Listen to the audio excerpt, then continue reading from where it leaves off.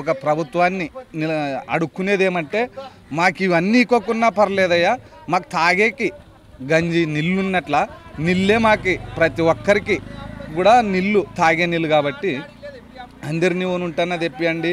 మీరు ఎక్కడి నుండి తెప్పిస్తారో మాకు తెలియదు, కానీ నీళ్ళు మాకు దాహం ఉన్నప్పుడు నీళ్ళు తాగేదాని గురించి మేము మాట్లాడుతున్నాము. ఉన్న బోర్లు కూడా మేము స్వతహాగా వేయించుకొని డబ్బులు ఊళ్ళో చందా వేసుకొని మేము వేయించుకున్నవే.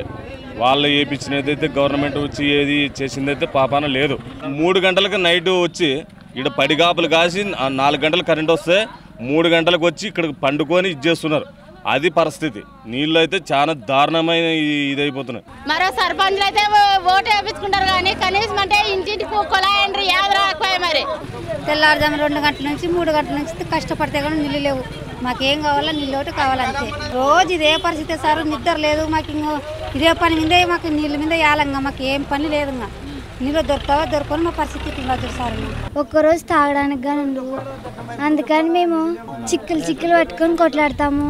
మా ఊళ్ళో పెద్ద పెద్ద గొడవలు అవుతావు, అందుకని మాకు నీళ్లు కావాలి. ఎవరు పట్టించుకోలేదు సార్, వాళ్ళు రాజకీయ నాయకులు ఎలక్షన్ ముందర వస్తారు అంతే. అదెంత తప్పితే ఇక్కడ సచ్చిపోయినా రారు. రోడ్లు కానీ గుంతలు కానీ ఇవన్నీ ఏం పట్టించుకోవడం లేదు. చాలా ఇబ్బంది పడుతున్నాం సార్. మేము దీని స్నానం చేయడానికి లేదు మాకు నీళ్ళు. అసలు కానీ అంతే సార్, నిన్న మాసారు 6 గంటలు దాపినా, ఇప్పుడు మాసారు 6 గంటలకు అడిగి నీళ్ళు. ఇప్పుడు ఎక్కడి నుంచి వాళ్ళ ఇంటి దగ్గర తీసుకుపోతాము. మా తమ్ముంది నావి 2 వేసుకొచ్చినాము, అవి ఇంట్లో కాడికే సరిపోతాయి.